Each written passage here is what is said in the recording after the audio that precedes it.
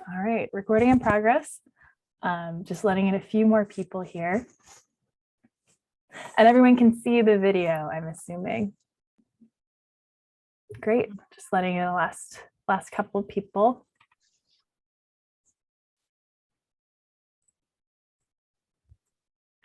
All right, so thanks everybody for joining us for the Heritage Area Project Grant training today.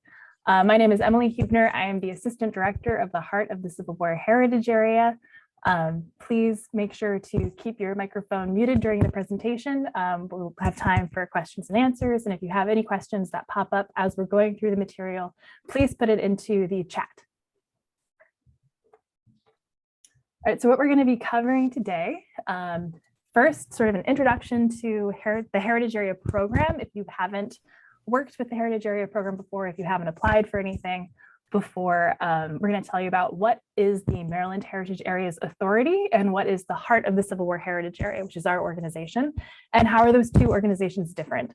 And then what exactly are Maryland Heritage Area Authority project grants and what do they fund? And then we'll have some important deadlines for you. And then next up, we'll have information that's specific to Heart of the Civil War Heritage Area applicants. So including application details, important resources that you'll want to refer to. We'll also include those as links in follow-up, as well as diving a little bit into the score sheet and special criteria for this year, 2023. And then finally, we'll have some tips and next steps that you're ready to leave this training and start taking your next steps. All right, so first things first, the Heritage Areas Program. And so this map here is the entire state of Maryland, of course, and all 13 of the heritage areas. You can see the Heart of the Civil War Heritage Areas right here, sort of in the central Western Maryland area, covering parts of Carroll, Frederick, and Washington counties. So the staff of the Heart of the Civil War Heritage Area, many of you already know this, but to some of you, this is going to be new information, is Elizabeth Scott Chateau, who's our executive director. She's going to speak after me. I'm the assistant director. My name is Emily, and we have Rachel Nichols, who is our Washington County assistant and the newcomer house manager, which is a house on Antietam National Battlefield that the Heart of the Civil War Heritage Area manages, and there's volunteer staffing there. So Rachel is the contact for Washington County. Liz will be the contact for Frederick County, and I am the contact for Carroll County. So our mission and vision, this is new this year, actually. We've completed a 5-year strategic planning process. And so this mission and vision are going to be different from in previous years. The Heart of the Civil War Heritage Area with its partners preserves and promotes the historic sites, towns, cultural landscapes, and diverse stories in Carroll, Frederick, and Washington County, Maryland. And our vision is that a vast and diverse audience engages meaningfully with the past and present in the Heart of the Civil War Heritage Area, carrying their experiences here into the future.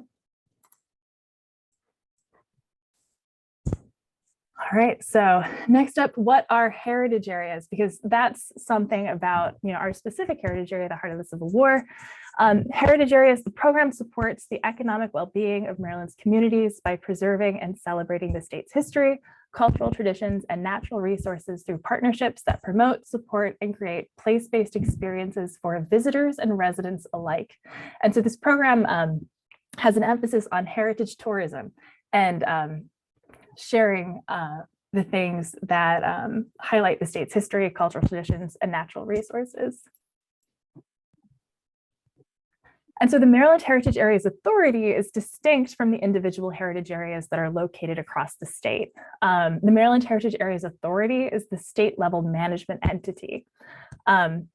They are part of Maryland government. As you can see in the bullet points here, they receive up to $6 million annually from program open space funds.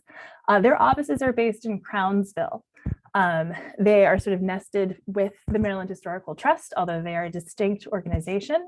And they are going to be actually administering the project grant applications and the awards. And so they're the folks who have access to the other side of the portal. And they're also, if you receive a project grant, they're going to be the ones administering that grant and managing it. And so they're staffed by Ariane Hofstad, Andrew Arvizu, and Martha Waldron. And we really recommend that if you can, you view their training.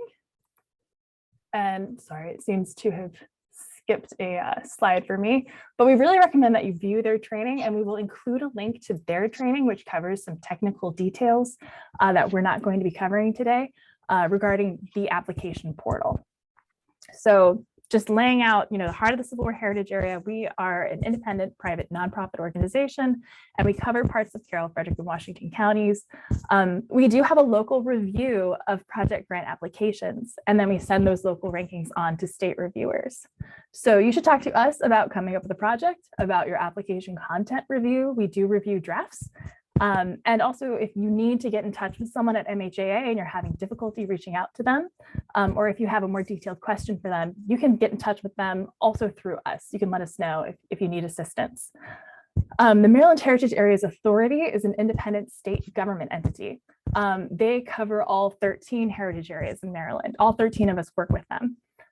They're going to receive the local rankings from the local heritage areas, and then their state committee reviews the applications and they make the final determinations. So you can contact MHAA about many things, but also specifically the application portal if you have questions or if you need assistance with that, and other technical questions similar to that. And also, if you've received a project grant and you have questions about the award and the management of it, you'll definitely want to reach out to MHAA because we don't have that information as your local heritage area. And then here's the link to the statewide training. And so we really encourage you to view that information session as well. The recording is on the Maryland Historical Trust YouTube page. So project grants, if you haven't applied for a project grant before, and if you're not familiar with the program, the MHAA grant program is a source of funding designed to assist and encourage the preservation of historical, archaeological, natural, and cultural resources, and support economic development through heritage tourism within heritage areas certified by MHAA. And so, since you're located within a heritage area, the heart of the Civil War Heritage Area, you are eligible to apply for these. And it's the intersection of preservation and heritage tourism. So getting into details of project grants, there's two types.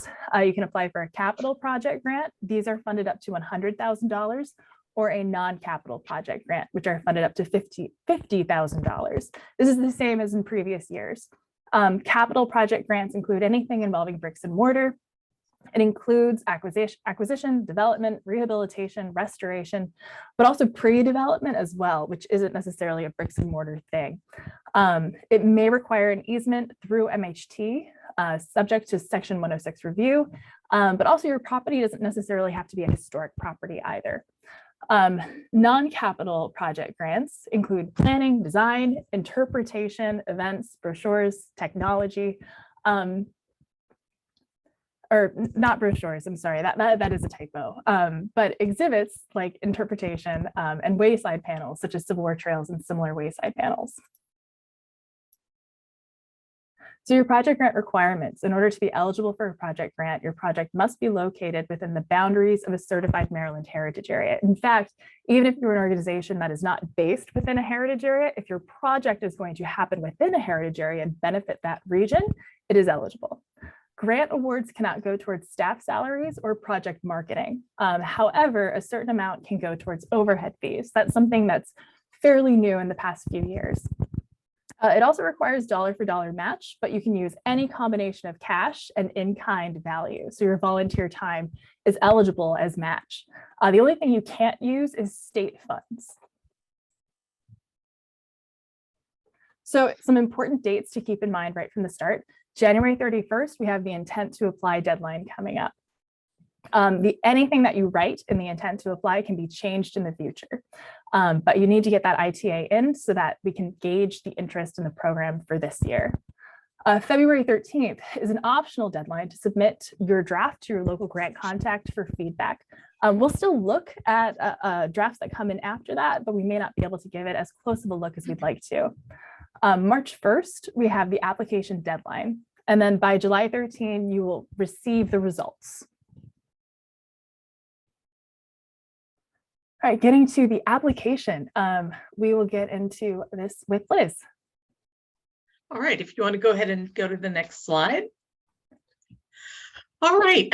What I think you will receive as good news if you have applied for one of these grants in the past, we actually have a more streamlined application this year. And if you've never attempted one of these applications before, you won't appreciate what good news that is, but it's pretty good news. We also have streamlining in terms of the grant criteria, the way that your grants are scored. But as Emily mentioned, we do a local review. We have our own local review panel that will score and rank grants. And then we send that all on to the state, and the state has its own separate grant review panel that also carries out a review. And then it's the merging of results at both levels. Local level gets a little bit more weight, but it's putting all of that together that ends up in, the ultimate award decisions. What you see on this screen, these 100 points, 10 for project information, basic information, 10 for budget information, and then 80 for project impact. These are the points that are common to both the state review and the local review, but I will be talking about a few additional points that we've built in at the local level before we're finished here. If you want to move us on, thank you. So one of the things that you want to pay attention to in the grant is your basic timeline, the basic information that you're preparing, that you're sharing about your project. And you really do want to focus in on the specific project. This application is not where you tell us the whole history of your community or your organization or all the reasons that you're worthy. You're going to hone in on the specific project for which you are asking for funds. And the timeline and project information section is going to win you up to 10 points in review. As you are asked to come up with a timeline, and the best timelines are those that will have occurred, been developed in collaboration with all the team members who are involved, so that you are reflecting all the steps that will be necessary to bring your project to completion. You want to be as detailed as you can be, and that's going to include things like turnaround time with vendors if you're contracting for some services. And I will say that as you put your timeline together, be very realistic. One of the most common things we see is timelines that are too ambitious. The grant reviewers come from a wide range of expertise, but most of them have had a fair bit of experience with the kind of projects that you all are going to be putting forward, and they'll be able to discern whether you can really carry something out within the time frame that you're describing. So, give yourself a little room to breathe in your timeline. Be realistic about the time each task will take, and but also know that throughout this, if you get a grant award, things happen, that's understood. It is always possible to request an extension if something like that is necessary. But in evaluating your project, the questions, some of the questions will be, is this entity ready to take it on? And how realistic you are with your timeline helps us understand whether you're ready. Go ahead to the next slide, please. So the budget section is another place that really describes your readiness. Have you thought this through and planned for a budget that, again, is realistic, that is going to cover your needs? And one really important thing for you to know is that grant reviewers will often turn to your budget and look at it before they look at anything else in your application. So your budget should tell your story. and, they should be able to discern from looking at the line items in your budget detail what it is you want to accomplish. They should be able to tell that you know what it's going to take budget wise to get there, and again that it's realistic and you're ready. This is going to be worth 10 points. We're going to actually look at that form in a minute, but throughout you want to be thinking about showing as much detail as you can. Be specific about individual line items. This is also an area that can be a problem if you're very vague, very general. If you're using really broad categories, that is going to work against you. You want to be specific about the different line items in your budget. Give us the basis for your cost estimate. So if you're printing something, tell us the quantity and the what the amount per piece is going to cost, and how you based that decision, whether it's on a quote or just a comparable for something else that you've done recently. Let the reviewers know you're not picking these numbers out of thin air. In-kind support should be reflected in your budget as well. And anything that is an in-kind support is going to be an in-kind support for a line item expense. It might not be a cash cost to you, but it'll be something that will be reflected as an expense in your budget. We can clarify that when we look at the next slide. Staff time is allowed, but only on the match side of your budget. Grant dollars themselves will not pay for your staff, your regular employees of your organization, but you can hire consultants using grant dollars. And then you should also know that on the grant side of your budget, you may actually build in up to 10% for indirect costs, your overhead costs. That will also be, if you put it in your grant request, like all the other expenses, it will have to be matched, but that is possible. Let's go to the next slide, because this might help clarify some of what I've just said. So this is what the budget form you're asked to fill out looks like. It is a specific form, and when you're in the grant portal working on this, you download it from that portal. And this too is slightly simpler than some of the earlier iterations of the form, but you'll see each line item is going to have a work item description, and you can expand that cell to give the cost basis, as a little bit more detail there. And then for each line item, how much of that line item do you want the grant funds to cover? And that can be any, it can be zero. It might be something that's going to be entirely covered by your matching support, or it can be any amount of the cost for that item. So you're gonna have something, maybe a zero in the grant funds column, maybe more. Same thing with your match column, but the match is going to be your required match, and you're going to go all the way down. Every work item is going to have something that may be in the grant funds a category, or the match category, or the other category, and we'll look at that in a minute too. But at the bottom where it says totals, that's where you need to show the equal dollar for dollar match in the grant funds column and the match column. So if you're asking for $10,000, you're going to also have $10,000 in expense. I'll talk about match again in a minute. This is your required match. Sometimes projects have matching costs that go above what the required match will be. And that's what you put in your other project costs column.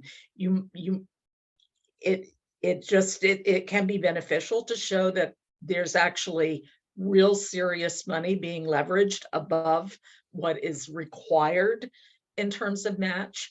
But your match column will only be the amount you need to reflect to match the grant funds. Now, for your matching dollar, you can use any combination of cash or in-kind support. And but even if it's in-kind support that is completely covering that work item in the description, it's going to show up as an expense. So for example, maybe you are going to have volunteers be your editors for exhibit label copy or for a brochure that's going to be part of your project, whatever that may be. They're volunteer editors. You're going to, that's going to show up as editing as an expense.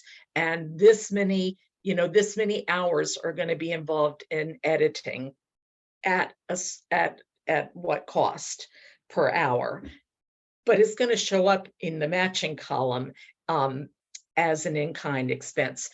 For to calculate the general value of a volunteer hour, the independent sector value of a Maryland volunteer hour is acceptable, and how to find this information is included in the grant guidelines. I believe the current value of a Maryland volunteer hour is $32.89 per hour. And that's kind of a generic volunteer hour. If you have somebody, an architect, for example, that is donating their specific professional services, or maybe discounting them, you can build, if they can document their normal market rate, that can be included in as an in-kind support at their professional rate, as long as you can document it. And I think we can move on. Oh, I guess I should say, and you don't need to change the slide back, but in terms of staff, if you are using some of your staff time on the match side of your budget, and that is perfectly acceptable, assuming you pay your staff, that is part of your cash match. And if you if your staff is unpaid, there's still staff, but that would come in at the volunteer rate. And but you do need to be able to document exactly what is the task that your staff is taking on for how many hours, and then at what rate, just like you would for any other in-kind service, especially in the realm of time devoted to it. So project impact, this is the area that gets the biggest number of points in our new and improved grant application. And you see the breakdown here on this slide, but I'm going to have Emily just move us directly on to the next slide, and we'll talk a little bit about each question. And so as you are answering the questions in the project impact category, you really want to be referring back to some of our planning documents, and we'll show you how to find those, but that includes our management plan for the Heart of the Civil War Heritage Area, which continues to be valid, especially in the more sort of foundational aspects of that plan. But we also, as of July of this year, we've also embarked on a new strategic plan for the heritage area. And that's another important document for you to be familiar with, so that as you're answering these questions, you're centering your project in the things that between the two plans have been expressed as our goals, our priorities, what we think are important areas to be developed in the heritage area. And we leave a lot of room for you all to make your case. We are not very prescriptive about what specifically we want to see coming forward as projects. This is where it falls to you to show that you understand what's in our plans and how your project is relevant. So that's kind of your good news and bad news. You can make your case, and we're very open to hearing that, but you do need to understand our documents. So let's see. So one of the first question, how is this project going to result in increased heritage tourism? And one important thing for you to think about as you answer that question is the way the Heritage Areas program is defining heritage tourism. And that's given to you here in the guidelines for the grant application. There's a whole glossary. You can go back and look at it there. This is very broad. You've got a lot of room to make your case here. Some programs are more limiting in how tourism is defined, but this is the one that is going to apply to our program. And then I also want you to pay attention to that word how. We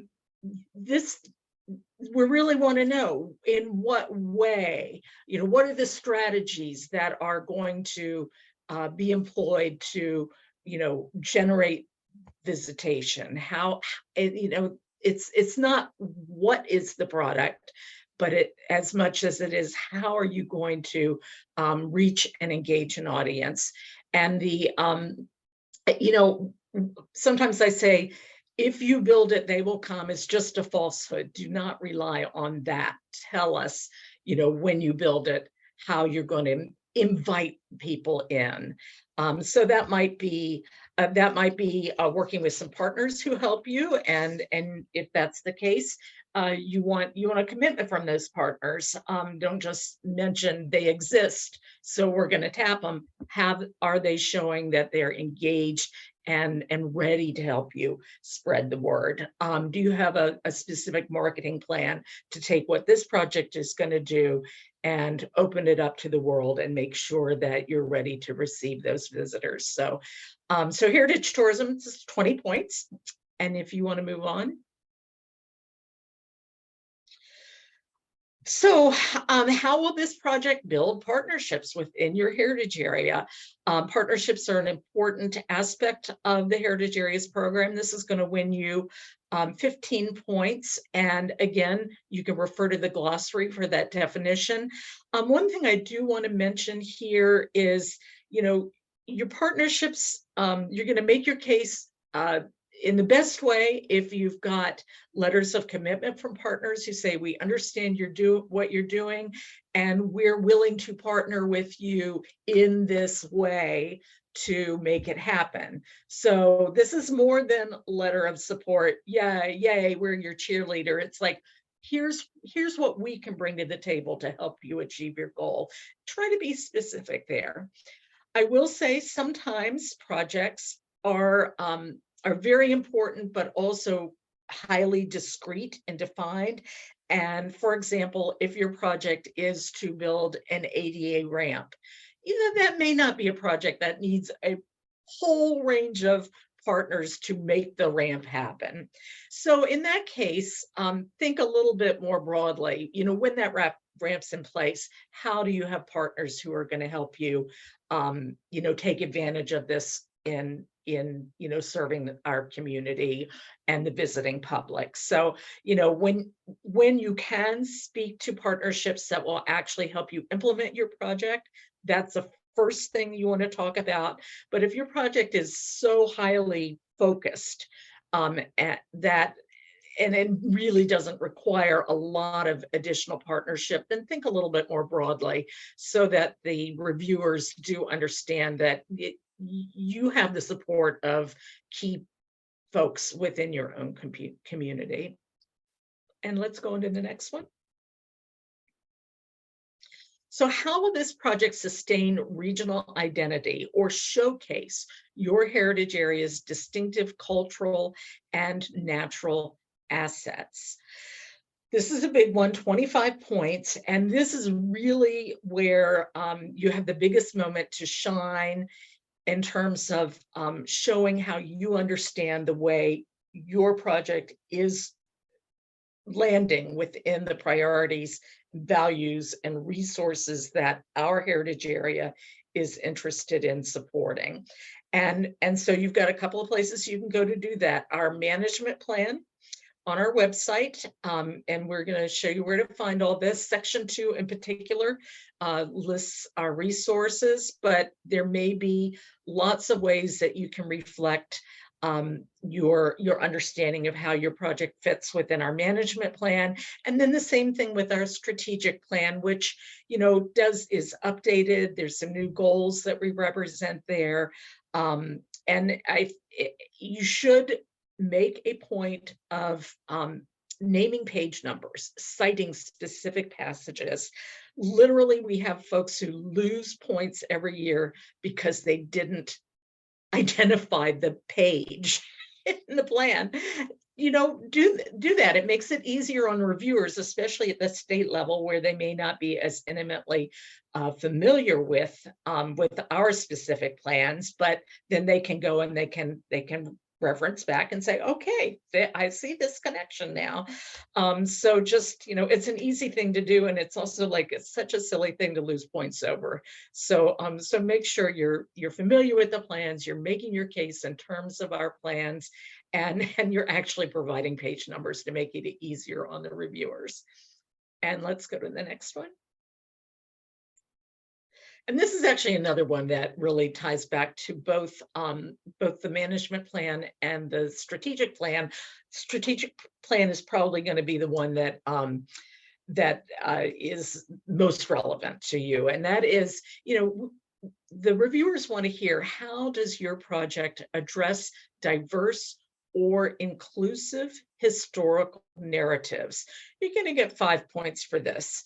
And we really invite you, as the slide says, think deeply and very broadly about this question.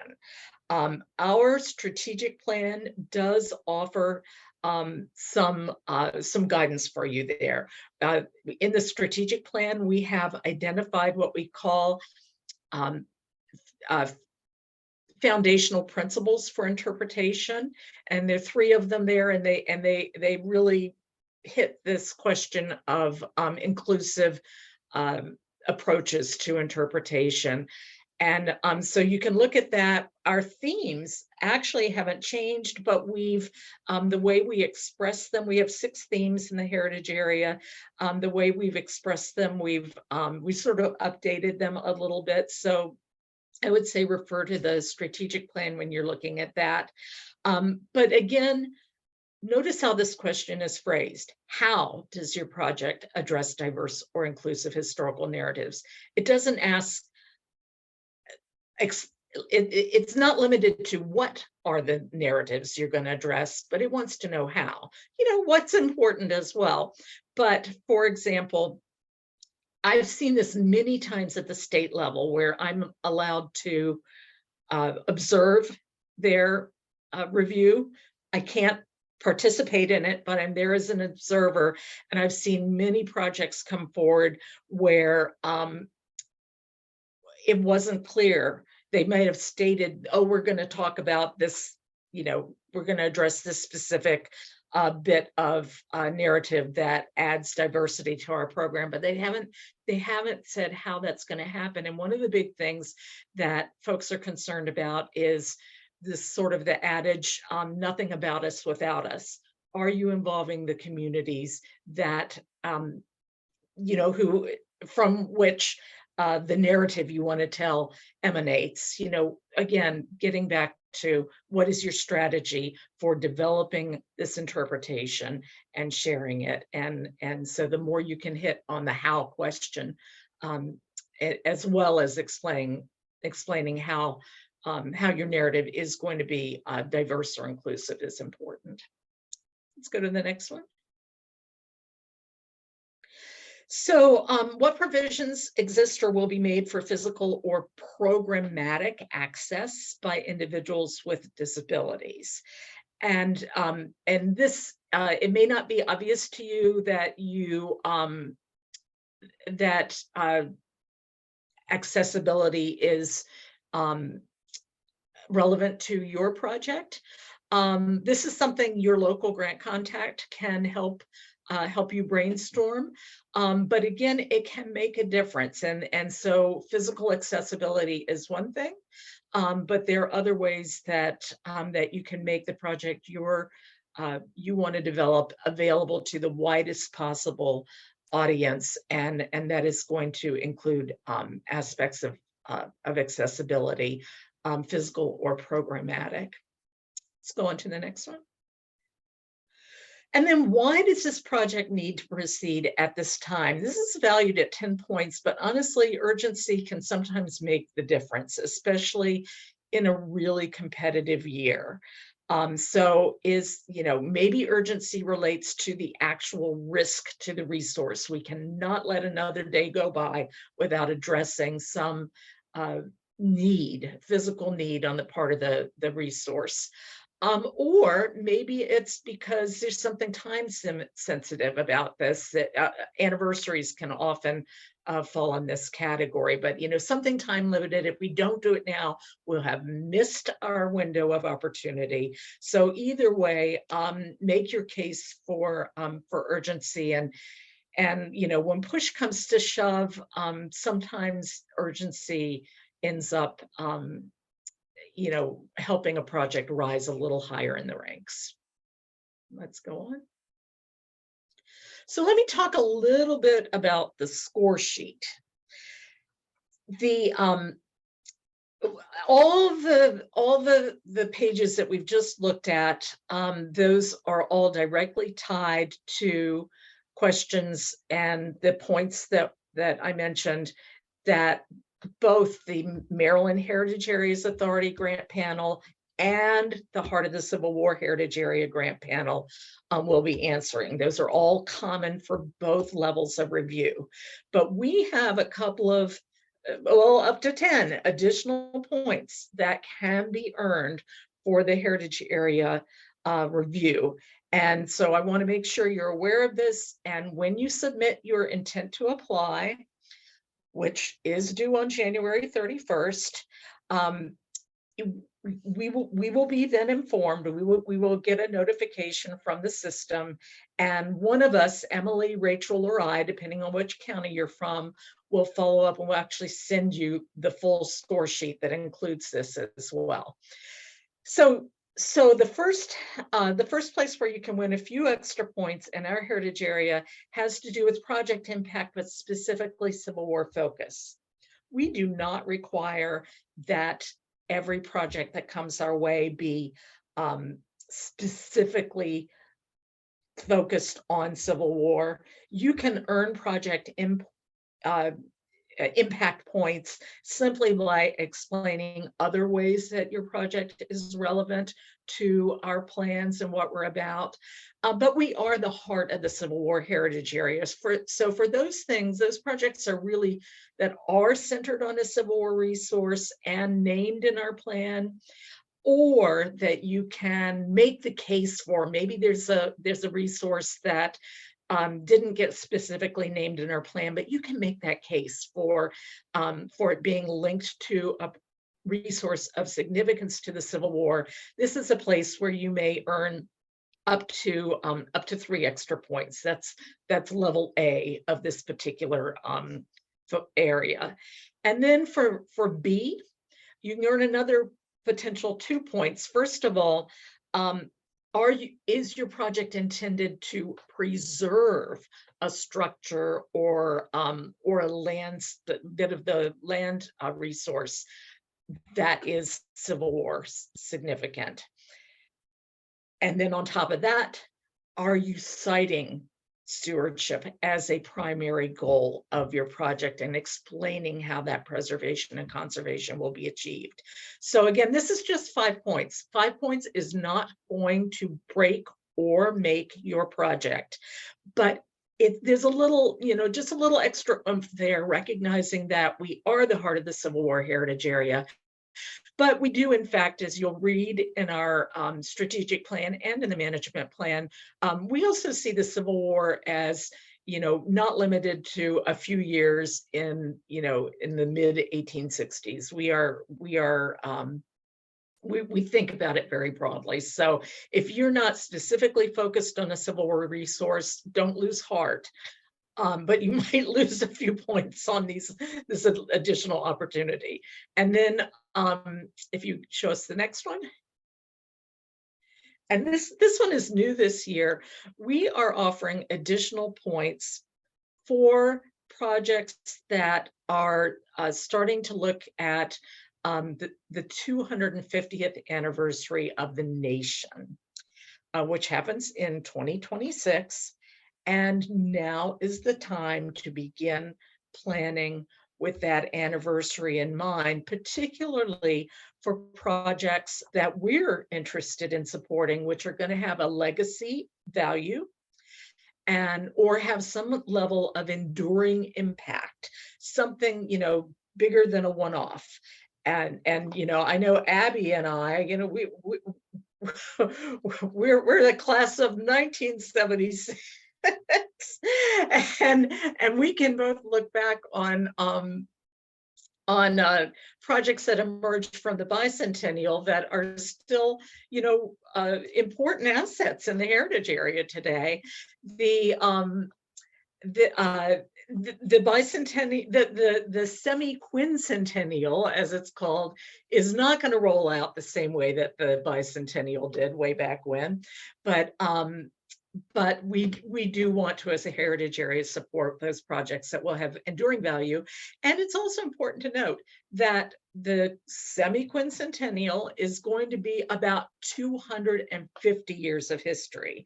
And while we have important Revolutionary War history and resources in this area, we have important things to share about all 250 years. You can make a case for a project that maybe Civil War oriented, or maybe even be, something more recently in time that is part of the shadow of war, or the unfinished business of the Civil War, as we sometimes call it. Potentially, you're going to get another 5 points if you can do this. And the first couple of points are going to ask you to refer to the AASLH field guide to the semi-quincentennial, and you've got a link here, and we'll be providing that to you. Are you reflecting the themes that this group has suggested we, as history organizations, should be considering for the 250th? And then B, are you building that legacy project into your legacy aspect into your design, which really suggests capital projects for historic preservation or land conservation, but doesn't have to be. It might be that you're going to plan a fundamental shift in your interpretive plan or approach to interpretation at your site that is going to carry forward as a legacy. So again, and your local grant contacts can bounce some of your ideas off with you if you want a little bit more guidance there. Let's go to the next one.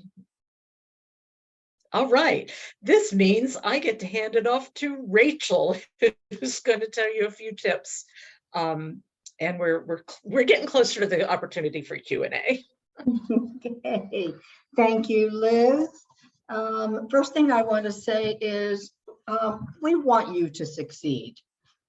So I congratulate you for taking the very first step in that, which was to attend today's grant session.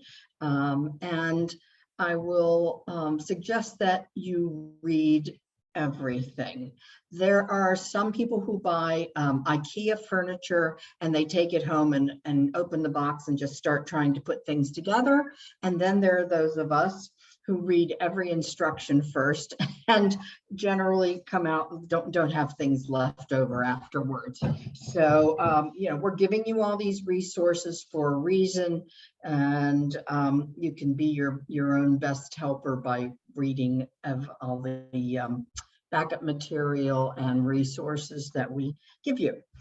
So one of the things that you want to do is you can't assume that any of the reviewers, either at our local level or at the state level, know your organization or your site or anything about your project. You would definitely want to ask for somebody outside, either outside your organization or from outside your field, even to take a look at your application. And there's a couple different things that you want somebody else to look at. First of all is, does it make sense? Do I understand what this organization is, what they want to do and why they want to do it, and how they're going to do it? And another way to help yourself on that is to make sure you do contact your local part of the Civil War Heritage Area contact. That would be me for Washington County, Emily in Carroll County, and Liz in Frederick County. And often the three of us will collaborate sometimes on projects that we feel are going to be broad, or that maybe I don't have some expertise, but I want some feedback from Liz. So take advantage of that internal review. And again, I'm going to give you this date of February 13th is the date that we will guarantee, if you submit us a draft, that we will be able to have time to really look it over and give you some substantive feedback on that. We will take things later, but we can't always guarantee a terribly close review. I will tell you, I am only part-time with the Heritage Area. And so if you're specifically coming to me, mid-mornings are usually good, and often evenings are fine with me too. So I don't mind doing some consulting during the evening. And let's see, you want to double check the consistency again of your three-legged stool. That means that your project description, the timeline, and the budget should all line up. That an item that you talk about in the project description has a budget line item that matches that. So that, as I said, each of those three sections should tell the same story. You want to be detailed as to the various steps that you're going to take to make your vision a reality.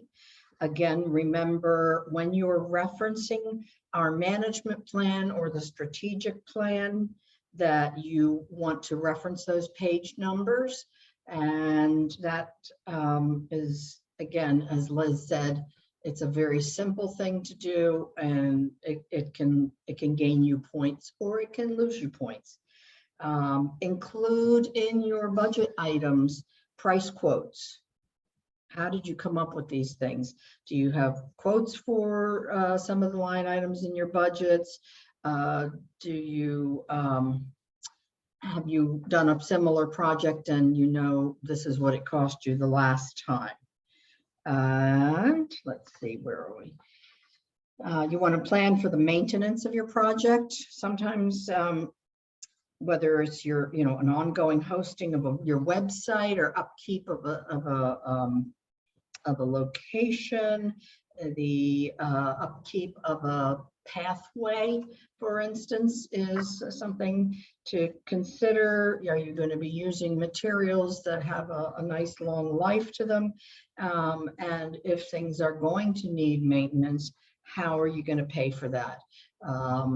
Is your organization going to take that over? Does it belong to a local or state entity, and their budget will cover that?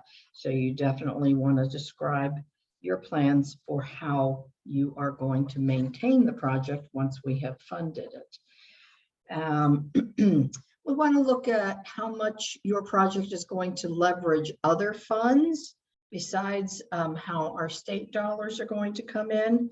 And this may mean that you can show us, if you have a very large complex project, you may want to break it into phases, and you want to let the reviewers know what the whole project is, and then focus in on this portion of the project that you want to, MHAA funding for. But it will show them that you have a plan from cradle to grave for your project. And that in this case, the matching dollars, or if you have a larger project, overmatch, what we call overmatch, which in the budget can also show up as other project costs. It kind of helps make our case with the state legislature to keep funding the Maryland Heritage Areas Authority projects, and to increase the funding if we really are good stewards of the public's money. Again, your project, as Liz had just said, does not have to relate 100% to the Civil War. It can enhance any visitor experience within our heritage area, although you will get some extra points for your Civil War relationships. And so take care that you make the case for why a heritage traveler would benefit from your project. One of the last little tips I want to leave you with is please submit an intent to apply form, even if you aren't sure that you're going to proceed with a full application. It's a fairly simple form. We do not hold you to anything that you write in that form. You can change the scope of the project. You can change the amount of money you're requesting. You can change the timeline. It just gives us an idea of what we're going to be expecting, what we'll have to review, how much money people are asking for, which if we find that there's a lot of more requests for funding than we actually have to give, and that keeps up over the years, it gives us some ammunition to go to the state legislature and say, can we have a little bit more for this project, because it leverages so much more money for the state. So the intent to apply form deadline is January 31st. And we have the links for where you go to the Maryland Heritage Area Authorities online, and then they have the MHAA has its own set of grant seminars like this. Some of them were in person. I think the in-person one is over now, but you can watch their webinars online at your leisure. And it will talk you through all the technical aspects of actually applying online, which is a great improvement from the old days when we used to have to put together 3-inch binders of information and mail them all over the country. So thank you for changing the slide up, Emily. You can look at the resources on our project grant page, and again, urge you to get in touch with your local grant contact, one of the 3 of us. Prepare your application for the deadline. The review deadline for your local contact is February 13th again, and then the full submission is due March 1st. So, but I want to circle back. The important thing is, if you even think there's any chance your organization is going to apply, make sure you fill out an intent to apply. You cannot fill out a full application if you don't do that. Liz, I think I've missed something. You know what, I do actually want to, I just want to stress a couple of things, if you don't mind. So on the among the tips, one of the bullets said, get somebody else that's unfamiliar with your organization or your project to read over your application. And that is really a valuable exercise. And sometimes it feels like that thing you don't have time for. Make it a priority. When this goes to the state level review, the reviewers come from all over the state, and they may not have ever set foot in our heritage area or know anything about the Civil War or what our cultural geography is. you know, they might come from Southern Maryland or the Eastern Shore, and their level of familiarity with this place may be very limited, much less their level of familiarity with your organization. They also represent all sorts of disciplines. So it's not just historians, but it's folks that come from economic development background, or you know, maybe more the bricks and mortar side of capital type of work. You know, it's really a wide variety. So be concise, but speak to somebody who doesn't know anything about your organization and the project you want to put forward, so that they grasp why it's important and why Maryland taxpayer dollars should be invested in it. So I wanted to say that. And then the other thing is, you also don't have to wait until February 13th to share something with us. You know, the sooner we get something to look at, the better. And, you know, each of us sort of manages our time differently and as best we can, but generally we'll be happy to give you feedback early on, even if it's for an incomplete application. If February 3rd, you don't have a complete, or February 13th, if you don't have a complete application at that point, that's okay too. Send us something. It's better than nothing. And we'll do our best to get you that feedback in time for it to be useful for your final submission on March 1st. And again, I just want to stress, tackle that budget early on. If you send us a draft or review and it doesn't include the budget, that will be a shame, because the budget is often the first thing people look at and can color the way they review everything else in your application. So prioritize that budget as well. All right, I'm done. Emily can take over. All righty. So to the next slide, I'm back. Thanks for sticking with us. We're in the home stretch now. And so we just wanted to show you how to access the ITA on the MHAA website. And so it's nested within MHT, it's hosted on their website.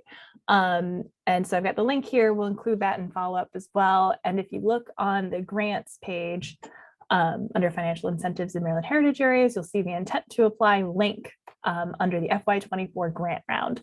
And it's a pretty simple form there. And as Rachel said, you won't be held to any of it, but definitely make sure to fill it out, even if in the end, you know, you're not sure if you're gonna wind up having a full application.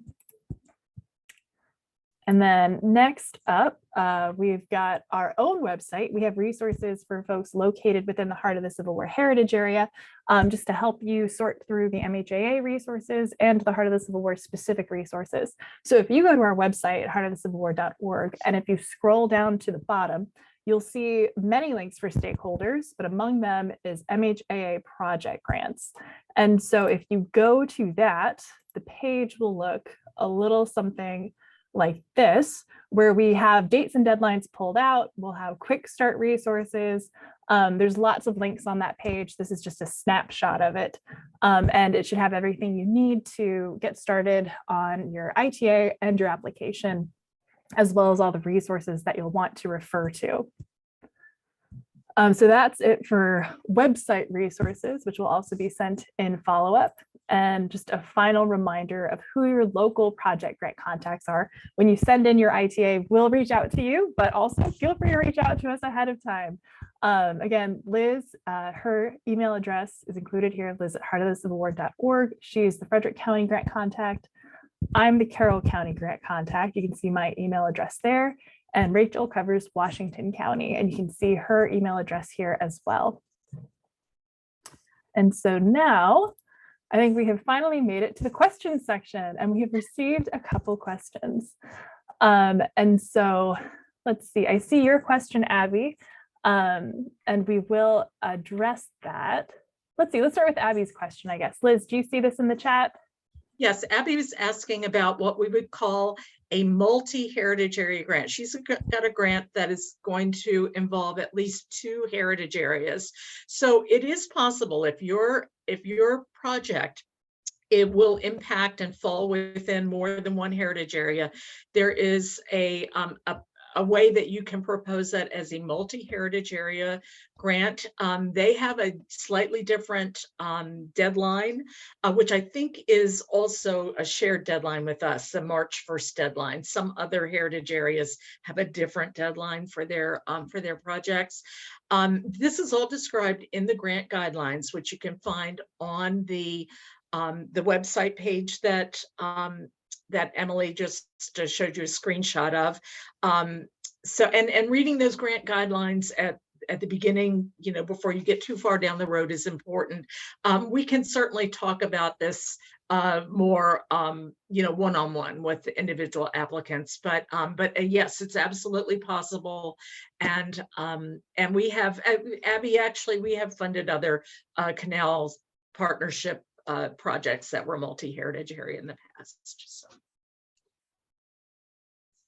Great. And then the other question we received during the presentation was from Kai Rush with Arch, asking if they could apply for both capital and non-capital funds, meaning a total of $150,000. And then he says, if you have matching dollars. I replied briefly in text that yes, you can apply for more than one project grant. There's no rule against that. But you'll want to consider that it's unusual for applicants to receive two grant awards. And so the way you'll want to craft your application is they shouldn't be dependent on one another. And also you'll want to consider your own capacity, because even though it is a simplified application this year, it is still a significant time commitment. And so that's definitely something to talk through with your local grant contact. And Liz, I expect you probably have something to add as well. The only thing I would say is, I think we would have a preference for you to choose and focus on one, but that isn't a hard rule. But it's generally, it's been better for an organization just to simply focus on the project that they most want to prioritize for us, if that helps. I saw Emily Ampt asked a question there about, I think the question was, can you use another grant to match this grant? So you may use another grant as match if it is not a state grant, a Maryland state grant.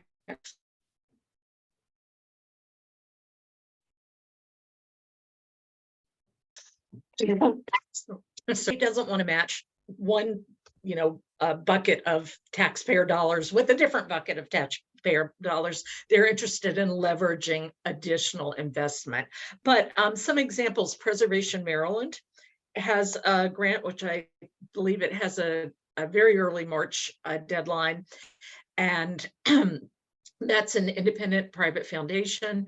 And they and those dollars would be a good match. You may not have the final result on that grant at the time of the application, but you can indicate that, you know, the grant is in progress, it's pending, that you intend to use that as all or portion of your match if it should happen. So any non-state dollar, whether it's a grant or not, is fine.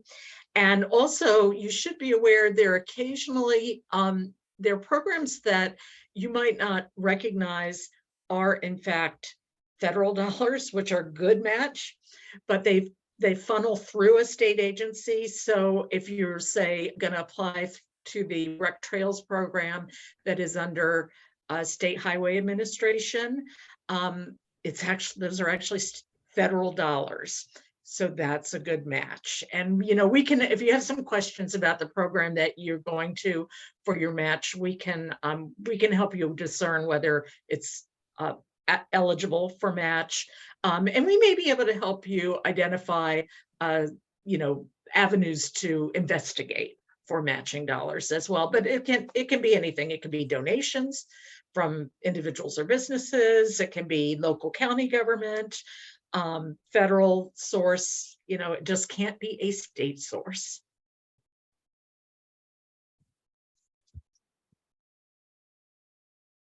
Great. Do we have any other questions in the chat?